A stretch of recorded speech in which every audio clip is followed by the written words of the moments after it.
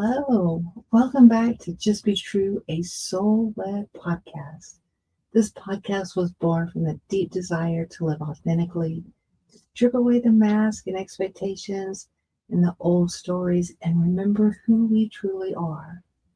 Each episode will explore what it means to live in harmony with your soul's truth through real conversations, intuitive guidance, and powerful moments of reflection. I'm Summer, your host, and I am thrilled you are here today. So, this week's theme, your power doesn't need permission.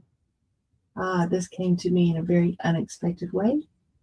I had originally planned to talk about family dynamics, the patterns that quietly take more than what they give. But after a vivid dream and a moment of reflection, the message shifted. And so I've learned to trust these moments. They always have a purpose and a reason. And so what came through wasn't about the situation itself. It was more about where our power lives inside of it, right? Inside of a situation and inside of ourselves.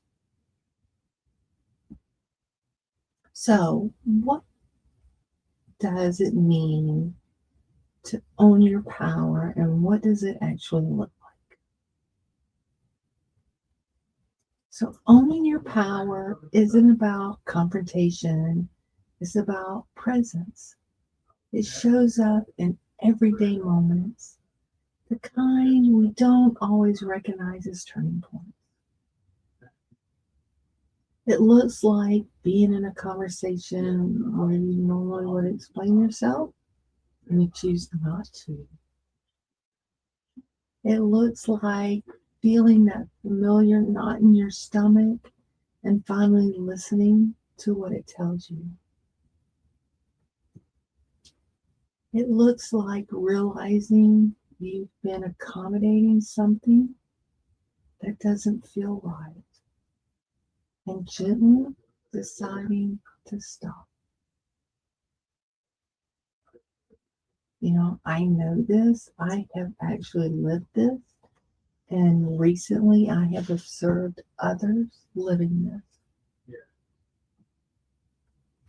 There are moments when it would be easier to stay quiet. I know, easier just to walk away and just keep it to yourself, right?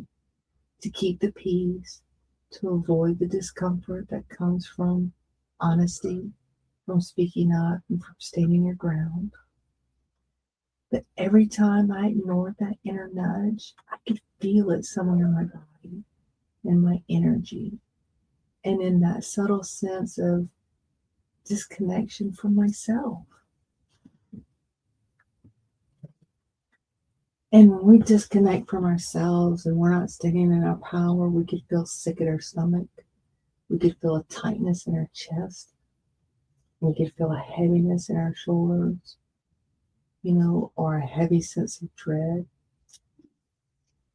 And owning your power often begins right there, when you choose not to abandon yourself, realizing that the sensations that you're feeling in your body, or that nudge that's going on inside of you that's saying, speak up, say no, do more, do less, right? So you start owning yourself and you're choosing not to abandon what is right. Owning your power can show up many different ways. Not responding right away when someone pushes you for an answer, right? You could easily say, hey, I need some time to think about this, instead of giving an automatic yes. I mean, even today, someone asked, hey, do you want to do, they wanted me to do something for 2026 and bringing in the new year and holding like a group event. I'm like, you know what? I really need some time to think about this. What are you visioning for this? And let me decide. And I'm still sitting on the fence about, like, I really haven't quite made up my mind yet. And guess what? They're not going to get an answer until I make up my mind, right? I'm not giving an automatic yes. I'm not committing myself to something that I may not be truly ready to commit myself to. And it's perfectly okay to say no or say, let me think about it and get back to you, right? You may feel that not giving an automatic yes is going to disappoint someone, and it's perfectly okay to let them be disappointed, right? It's better than you rushing in to fix a situation. If you're not, responding right away because you need time, to think about it or take into considerations, you're doing justice to yourself. And if they're disappointed, that's their problem, right? That comes from their own inner issues that they may have, right? You're not responsible for other people's feelings or their emotions. You know, that's completely theirs to own. So if they're being disappointed because you can't give them an answer right away, they need to look at themselves. And they need to determine where that disappointment is coming from, not to push it back on you, right? It's also perfectly okay to choose rest, right? And to not do something, um, because you don't always have to like do. Many times, the guilt that comes from us saying no, that guilt comes from our past and the conditions in which we have experienced, or it's usually the conditions of other people's expectations that they put on us. And the only expectations that you have to live up to are your own, those that you choose to honor. And I've mentioned it before, and I'll probably mention it a million different times. It is perfectly fine to put yourself first. You do not have to live up to other people's expectations, right? So, and I know when you tell somebody no, or you be like, give me some time to think about it, and you're not immediately responding, when you first start doing this, it can feel extremely uncomfortable, especially if you spent years, doing for others. You spent years being the one who adjusts and change your schedules and smooth things over to make others happy, and that's because you've shared too much of yourself. And many a times you've probably shared yourself pretty thin to where you felt that you were overstressed, overworked, overcommitted. So here's the important thing that I want you to remember. Just because someone is unhappy with your boundaries that you've set does not mean that your boundary is wrong. And when you begin to owning your power, not everybody's going to like it. I'm telling you. And the thing that's going to be most impacted are your close relationships. So whether it's family, friends, coworkers, these long standing dynamics, are these roles that you've always been playing, people are going to notice the change. They might start questioning your choices. You might have a subtle guilt or pressure start creeping in, right? Because you're not doing, or you're saying no, or you're stepping into your boundaries and owning what is rightfully yours, right? And that unfamiliar urge to explain or justify or soften your truth, you don't have to do it. And people are going to want you to do it. And it's perfectly okay to walk away from that. Because owning your power does not require explanation. The only thing it requires is your alignment with yourself, your higher self, and your inner power. That's the only thing that is required. You owe no one an explanation for your self-care, your self-boundaries, or owning your truth. And when you stand rooted in yourself, whether it's quietly or loud and proud, a dynamic shift starts taking place. Not because you're forcing it, but because you're showing up differently. You learn to be comfortable with these shifts and to sit with them and own the power that you have in them. Because this shift is important. This shift allows you to own truly everything about you and makes you feel empowered. It's more about the feeling than the ownership of that empowerment, which is really most important. And there's going to be times where that's going to be really challenging. And through observation, I've noticed that this can be very hard when you're being gaslighted. So I've observed how subtle and not so subtle gaslighting can cause people to feel crazy for trusting what they sense and know to be true. How many times have you been in a situation where you know something's true, but then there's someone on the other side of that that's telling you, no, that's not right, it's this and that. And over time, this can quietly erode your self trust and can plant seeds of doubt that where clarity once lived. And this can happen in just a few short moments, or it can happen over a period of time, depending on the situation, depending on who you're working with or who you're dealing with in this, right? And how they're showing up, and how you're standing in your own truth. Owning your power begins with recognizing that your experience is valid and that self doubt is often learned and not inherited. So, in other words, like if you're getting that self doubt, that's a learned behavior and probably from years and years and years, right? And so it's changing your mindset, learning to trust yourself more. Gaslighting is not about truth. Gaslighting is all about control, protection, or avoidance. So most people who gaslight are not trying to make someone feel crazy. It's in a calculated way. Instead, they're trying to protect something within themselves, and it has very little to do with you or the person who's being gaslighted.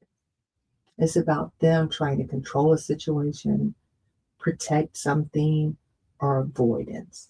Avoidance could be avoidance of, responsibility, avoidance of the truth, or avoidance of that they actually feel out of control in a situation. And so they're trying to gain that control back. They're trying to protect, whatever's going on, right? So how can you reclaim that power when you're being gaslighted? Well, when gaslight is present, the goal, intentional or not, is to make you doubt your own perception. And over time, this disconnect, can make you lose your self-confidence. It can alter your sense of reality, and it can pull you away from your intuition, make you start doubting that. And so reclaiming your power isn't about confronting or providing anything. It's about coming back into alignment with yourself, anchoring into your truth, right? And knowing that your truth is valid. So gaslighting lives in the mind. It's all control and power of the mind. But the power, your self power, lives in your body, right? You can feel it, you can own it. When you start feeling confused, unsettled, or suddenly unsure of yourself, do yourself a favor and just pause and ask yourself a couple of questions, right? So you can ask yourself, what do I feel in my body right now? Is my body calm? Is my body tense? Is my body heavy? Or is my body like alert? These are going to be signs that gaslighting is taking effect, right? Because it's showing itself in your body. If you're calm, it's probably, pretty good. Your body often knows the truth before your mind does, right? And then your mind tries to reason it away. So instead of trying to reason something away of why you're feeling anything, right? Ground yourself. Take a few deep breaths. Step into stillness. If you're in a situation where it helps to touch something, whether it be a wall or a plant or the ground or whatever, something that helps bring you back into yourself, right? To help restore your inner authority. And then when something starts coming up, you can ask yourself, and it doesn't have to be out loud, right? But in that situation, you can ask yourself, or you can acknowledge to yourself, right, that this doesn't feel right. Why does this not feel right? See what comes up. Remind yourself, my experience is real. I know my truth. So, you may want to say, like, am I abandoning my truth in this moment? And if you are, own that your experience is real and is valid. Also owning the reality that you do not need to explain what's going on. It's more of like trusting what's going on. So trusting that feeling that doesn't feel right. Trusting that they're trying to pull you away from the reality. When you can start stepping back into the trusting of yourself and of your own knowing, your power returns in that moment. And you stop debating your truth internally.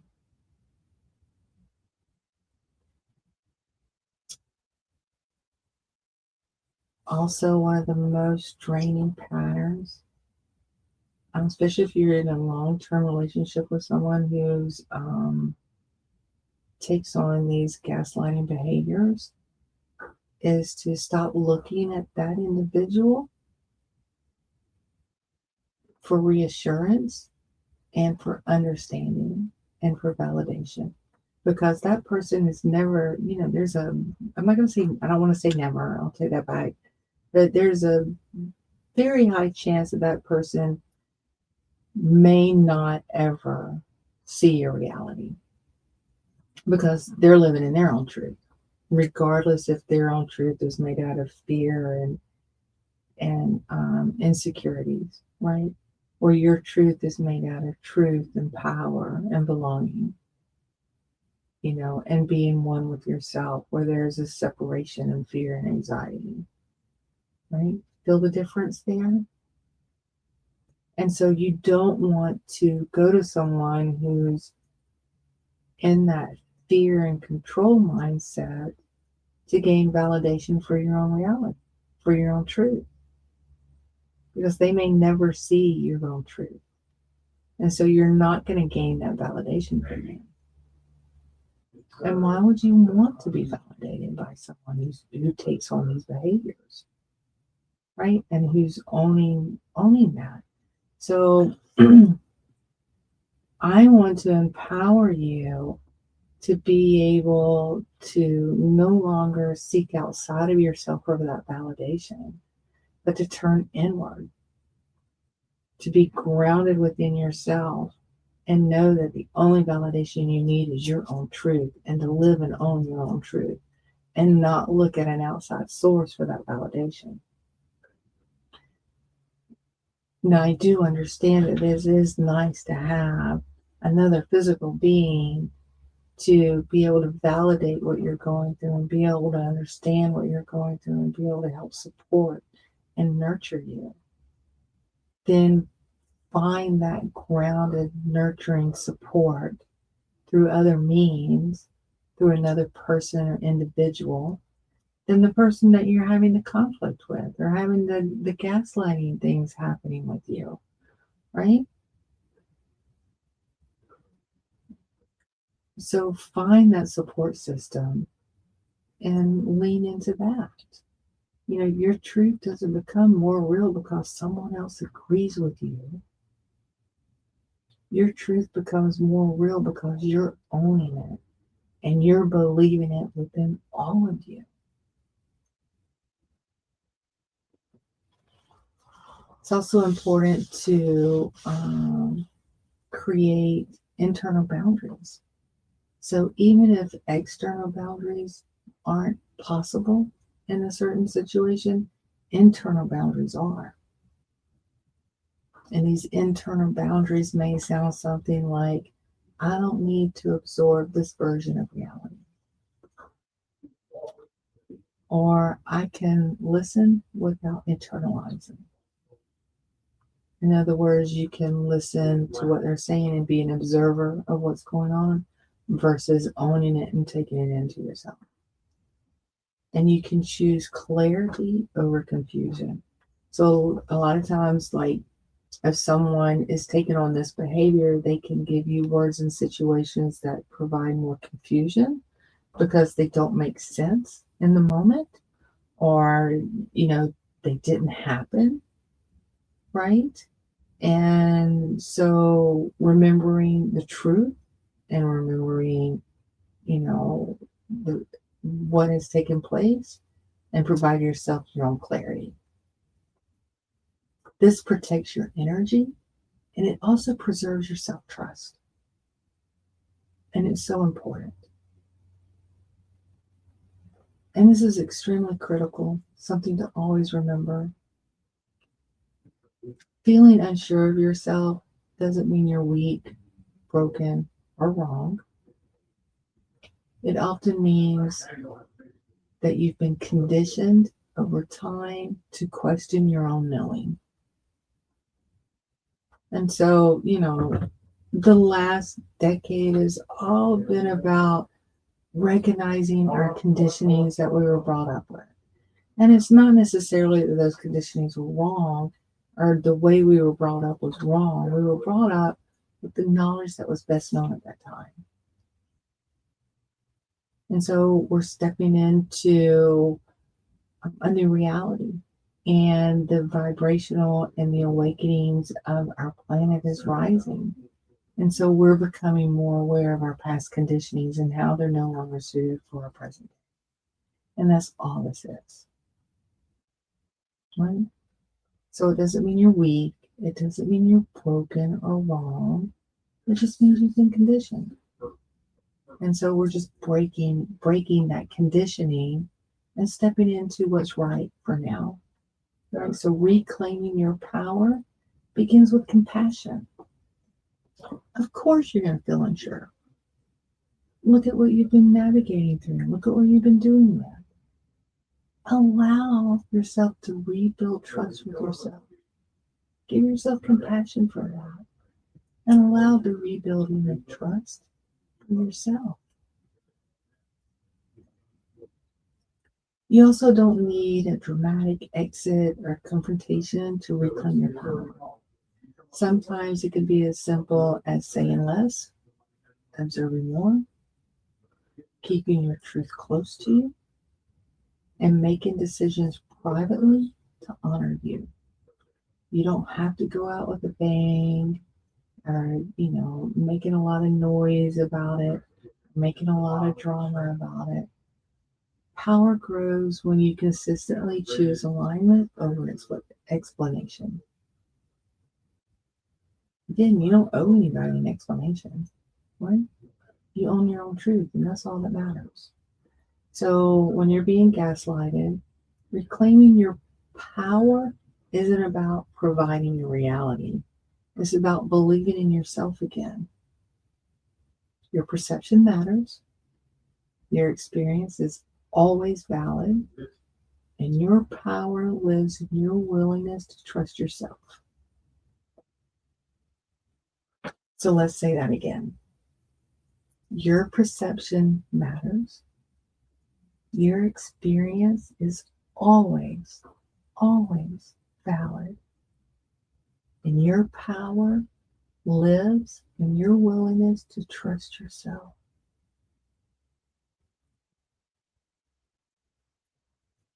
So let's do a little bit of general reflection. Okay? So let's take a deep breath in and exhale. Another deep breath in. Big exhale.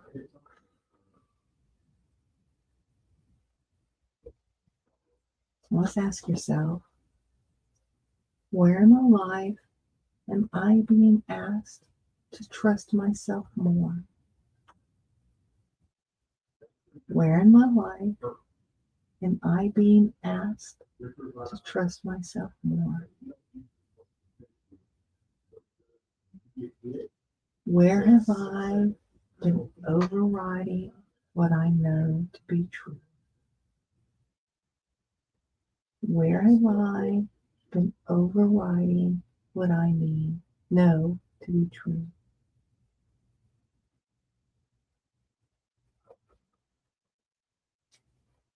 Now notice what comes up. It's not to judge it, but it's to understand it. What services may be anything from how you're allowing others to treat you, to expectations you continue to carry, or moments where you've been made to question your own perception.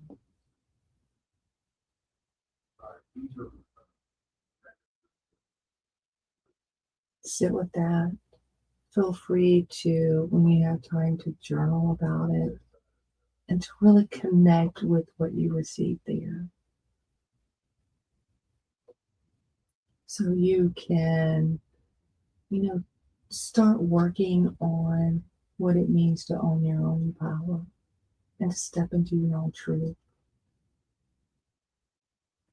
Owning your power doesn't happen all at once. It's practiced in small, consistent choices.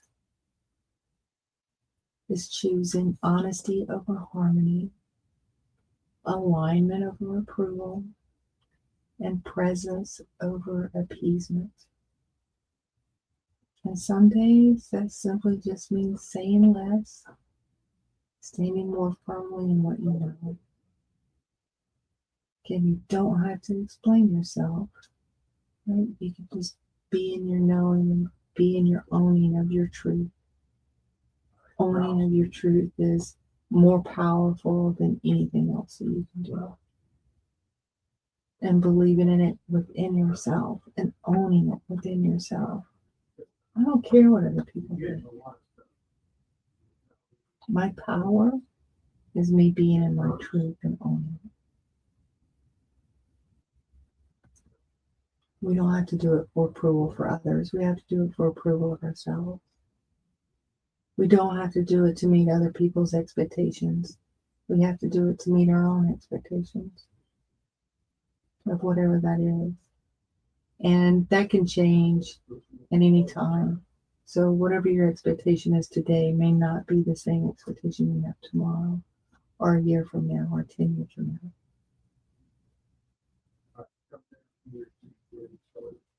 So as we move through the week, just pay attention to where you feel steady and where you feel pulled away from yourself. Your power doesn't need permission. It doesn't need agreement. It only needs your willingness to honor it. So I empower you to step into your power and own it completely. So I say thank you for being here, for listening, and for walking this path with me. It's truly amazing. And I can't tell you how much it means that I am able to do this, bring this information, and share it with you.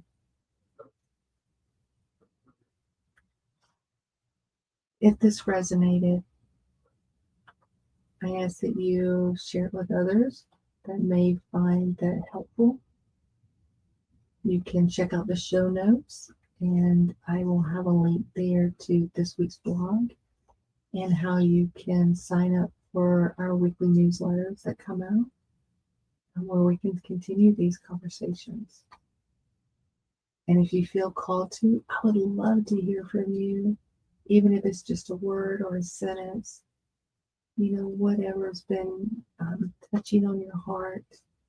So I will leave my email address also in the show notes because I would love to hear from you. If you are listening to this on a platform where you can leave comments, rate a review, please do so. That's how we can get these messages out to others so they can hear it. So again, thank you. I appreciate your time. I appreciate your listening ears and your curious heart. And until next time, I hope to see you again. Right? Have a great day.